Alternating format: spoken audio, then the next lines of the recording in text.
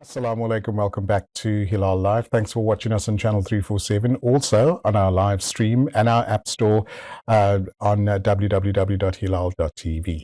It's holidays where most of our kids are on holiday and taking the winter break as well. And I thought let's invite a few people into studio to chat a bit more of what our kiddos go through on a daily, weekly, monthly basis as well. First up, I'd like to welcome our panel guest, Gakeemah Solomons. Assalamu alaikum. Walaikum salam wa rahmatullah. Welcome back. It's been a while. It is good to be back though. Awesome. And then also a specialist wellness counselor, Ganeefa Ismail. Assalamu alaikum. Walaikum salam wa rahmatullahi wa barakatuh. Shukr for joining us. Really appreciate it. Gakeemah, you often work with youth. You work with the challenges that youth go through, and you identify and ask the pertinent questions as well. Today's topic is self-esteem. Yeah. Right. And self-love or self-awareness. Correct.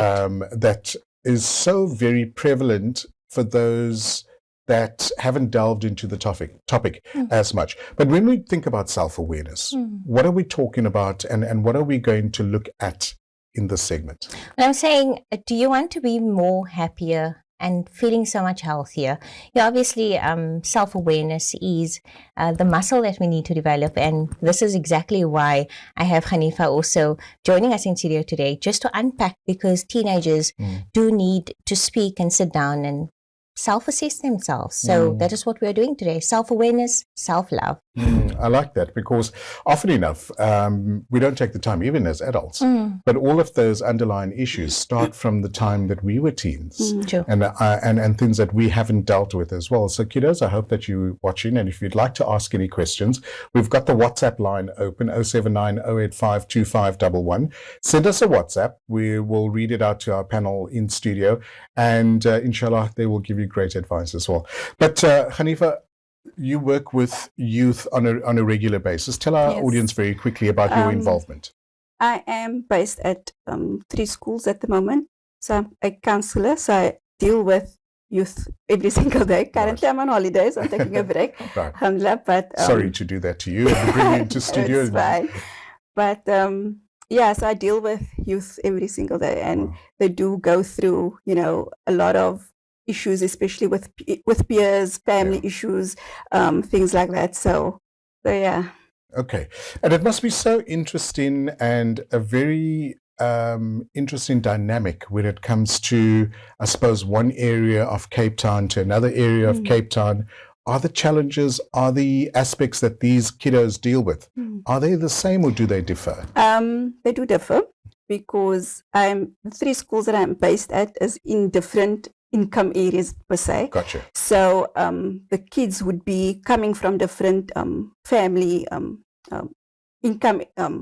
So basically what I'm trying to say is that the issues that they deal with is much different in comparison. If you're finding in your lower income areas, you'll find where the learners are mostly dealing with friends that died, or parents that are alcoholics or on drugs. So they are constantly having to deal with that battle every single day of their lives. And then also the social aspect in terms of not being able to just go outside or just, be free and be a child.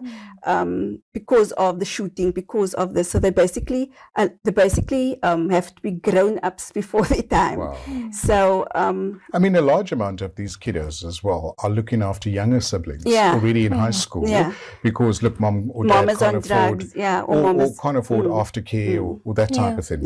And you would find that a lot of times they start supper for their families and are just so grown up. And most of them live with grandparents. Oh, yes. So as well. that is also a huge dynamic, because now you have 60-year-olds looking after 10-year-olds and, young ones, and they're in this stage of their life where they don't want to be, they're forced to, because their kids left them with, and then it's just not just one daughter's children, maybe it's like 3, 4, you know what I mean? And because of the unemployment rate, and people had to move in with families and things. But when we're looking at the topic, self-awareness, maybe break that down for us so that we can understand it as a parent, as a community member, and even for our kiddos watching this program. So basically self-awareness, I think it is a bit of a broad topic, but I thought it's important for us to know, especially as adults as well, in the aspect where we need to know ourselves. So self-awareness is basically understanding ourselves, getting to know our thought patterns, getting to know our beliefs, our values, understanding our emotions, knowing when something triggers us and what sparks that trigger, why am I getting upset, why, having to analyze those little things and just developing a better understanding of yourself with regards to it, because it will help you with regards to your relationships, with communication, with your emotional intelligence, which is something that you need to develop throughout your life. But it's necessary in that regard. That's why I felt like it was so important, because a lot of us, we tend to look past it as if it's not important, because we don't realize the things we go through every single day of our life is actually impacting us. But we specifically talking about self-awareness with teenagers. Yeah. And teenagers identifying the exact challenges you just brought up would be a little harder compared to adults that can identify, relate to those type of topics. I find that it's harder for them to work through these things, mainly because of parents. So unfortunately, I just have to put it out there. Right. But it's because of the difficulty in their surroundings. So if they have a father or a mother that's constantly on the case, shouting at them, doing this, or repeating them, or whatever the case may be, it impacts them. So for them, it's harder to, like an adult can easily decide, I will just go on my own now, and I will just do this, and I will just, but for the child, it's not that easy, because they have to still come home every single day, answer to mommy, answer to daddy, and all of those things. So it's harder for them to just be, you understand? Gotcha. So as children, we literally, because we grow up, like when I see 40-year-olds, 30 years, they all go through this thing where they don't know who they are. And that stems from not knowing who you are as a child, because you've never had that opportunity to just be a child. So you've had to be in survival mode. You've had to defend yourself all your life since you were small. So you were basically an adult as a child already. Gotcha. So it literally just, and it then filters through, and the more issues you get triggered, and it just becomes a pattern with your issues that you have. It just becomes a pattern, and it just continues and continues. You're saying I want to bring Gakeemah in on this. She's saying self-awareness being a feeling, emotion, something that you feel, something that you have to work on. How do I, as a teenager, identify those feelings? Well, I know I'm cross, and my mommy was just, like you were saying, slamming the door. So how do I deal with it in that moment of time, knowing, and as you mentioned before, it is due to a parent. Sometimes, a lot of times, we feel, my mom just said those words. Doesn't get it. Yeah, she doesn't understand me. How do I get the message across to the teenager itself, having to go through those emotions? It's not so easy in the sense we're having to, because obviously it's something that needs to be dealt with regards to a teenager. But for them, I think understanding themselves in the sense of knowing that, you know what, and also sometimes I like to tell the teens also when I counsel them, is the fact that you need to look at your parent as an individual. Yeah. Take away the label and just realize that your parent is also just a person. Gotcha. True. You understand? So having to, because now it's going to be fire with fire all the time. So it's having to understand that whatever your parent is doing and giving you is all your parent knows.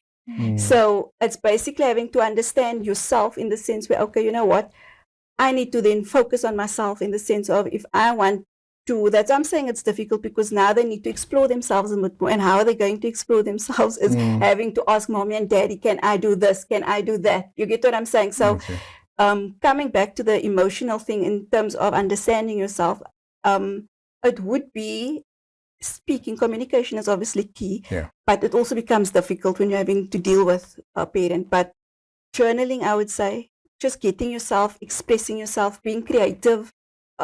If it means that you find what works for you in your space. So if it means that I can't ask daddy or mommy if I can go to the beach or whatever you feel you need to do, go sit in your garden, be creative, draw, do something just so that you can, even exercising or going to do something physical, just so that you can release of those emotions. Because sometimes it's difficult to, because you can't confront your mommy and your daddy. It's just going to make things worse. So, or speak to somebody, another adult, or somebody that you can confide in, like a mommy's, a auntie, or you get what I'm saying? So that maybe there could be a someone speaking to the mommy and saying this is how she feels, how he feels, or whatever. So, but having to express in terms of releasing those emotions, and I think that's the key thing is to release our emotions. Sure. It's very, because you've got all those bent up feelings, frustrations, the hormones that teenagers are going through now at the moment. All of that's all muddled up together. So trying to identify, deal, separate all of those things, a coping mechanism is what you're saying, right? Yeah. And basically, just to release, because I feel like a lot of not being a child is not being creative. So if you are not being creative, you're not being a child. Basically, what I'm trying to say is like you're not playing. So a child needs to play. So for a child to regulate their emotions, they need to play. They need to do something to use up that emotions and that whatever. So I think that is why it's important for a child to, even as adults, because now it always takes us back to getting into that inner child if you've never had your childhood. That's it. I agree with you. We're going to take a short break. We've got the WhatsApp line open, 079-085-2511. Our topic today is self-awareness, and we particularly looking at self-awareness with teenagers. So if you are a parent or if you are a teenager, and if you'd like to join us on this topic, do send us a WhatsApp, and we have our panel in studio that will try their level best to answer that question as well. Do join us after the break. Thanks for watching us on Hilaal TV. Assalamu alaikum. Welcome back to Hilaal Live. Thanks for watching us on channel 347, also on our live stream, www.hilaal.tv. We've got the WhatsApp line open because there's an extremely important topic that I think we all should participate and be aware of. It's self-awareness, and we are concentrating on teenagers. The WhatsApp line, 079-085-2511. We've got one or two that's come through, and we're going to address them shortly. But our panel in studio, Gakeemah and Ganeefa, jazakallah so much for coming in and educating us on this very important topic, because we all learn from it. Self-awareness doesn't just stop with teenagers, but also as we grow in adults as well. But Gakeemah, you've worked with youth in this topic as well, and I'm sure you must be brimming with questions to ask Ganeefa. Yeah, no, definitely. I was saying just before we hit on an ad break, I was saying self-awareness is something Luqman was saying exactly what I was thinking. It filters through.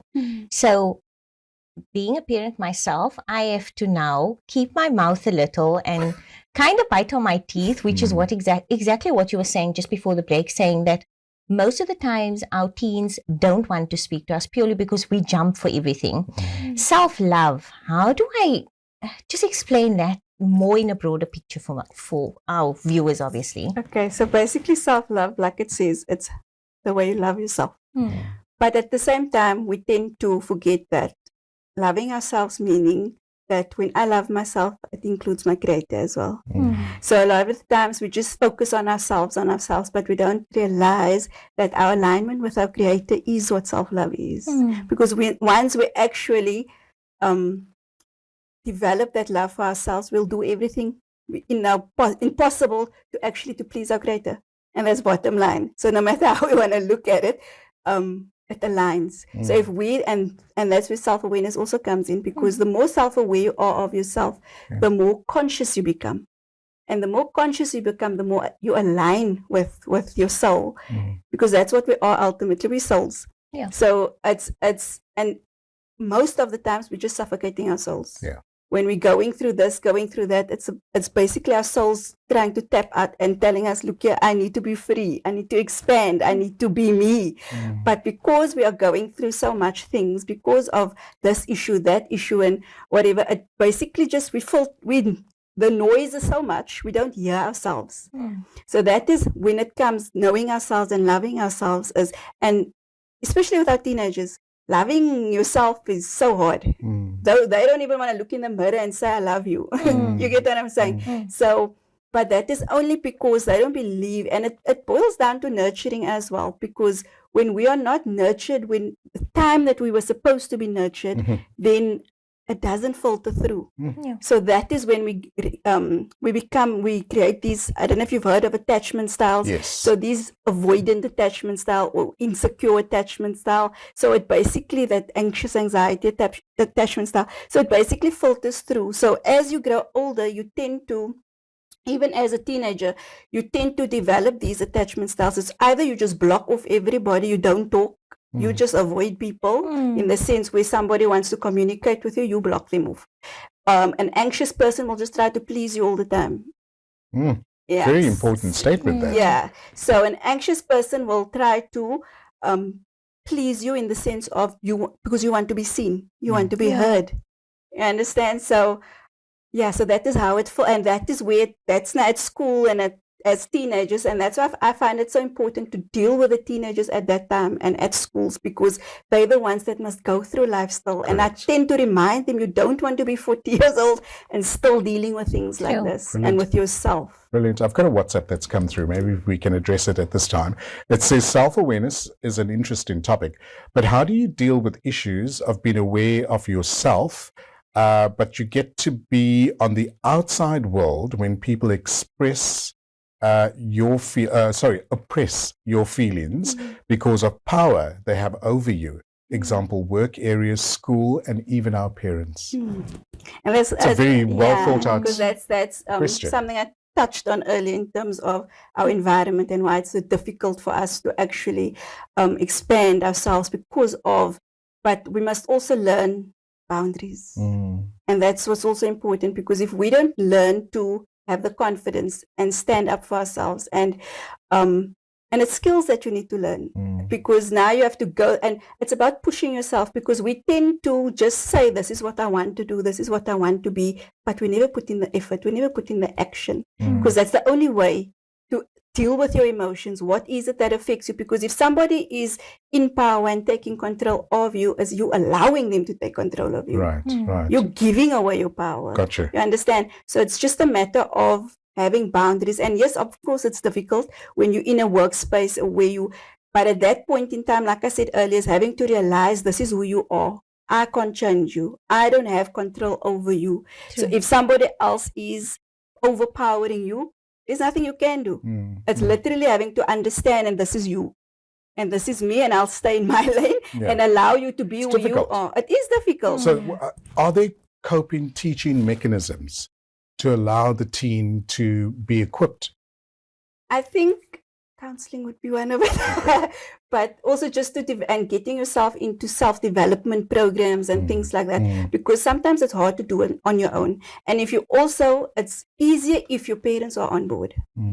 So if you have parents that understand that, you know what, my child is the way she is, but it's also my fault. Yeah. You need to take accountability, because sometimes as parents, and I find it, as that parents tend to send their children for counseling, but they're actually the ones that need the counseling. Wow. Because it filters. The child is the way the child is because you are the parent that you are. Yeah.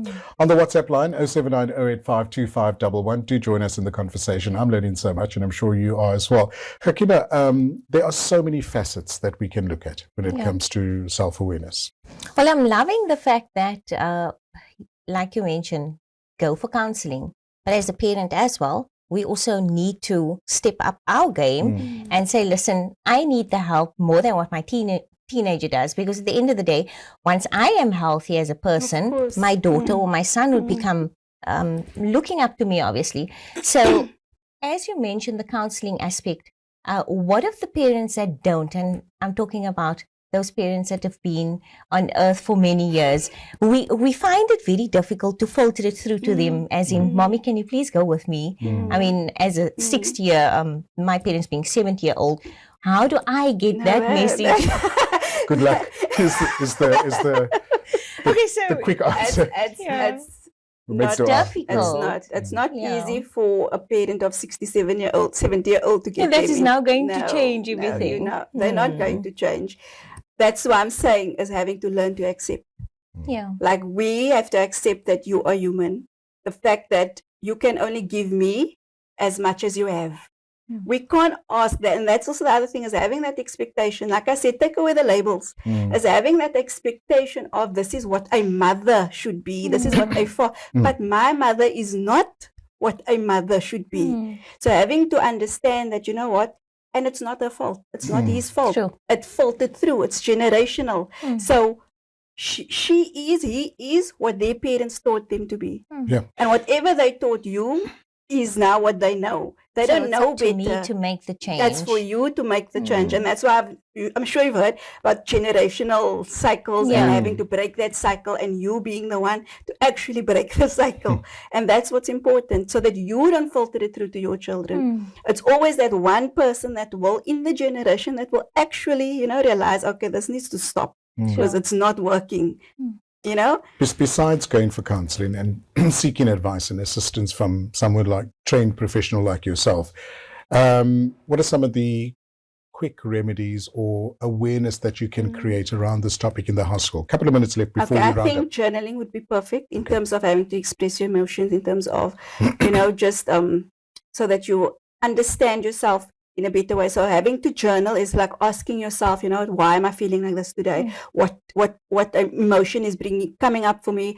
Where is it coming from? What can I do to, you know, those type of things. Journaling is very important. So I think every teenager should have a journal so that they can just write, so that they can express their emotions, so that it's easier for them to be able to communicate and verbalize what they are feeling. Because a lot of the times, and it's also to identify, because everyone is sad and depressed and anxious. But there's actually more to emotions than being depressed and anxious. So it's having to identify your emotions. Look up, go Google. They like being on the internet. Google what type of emotions. Well, you've got AI now.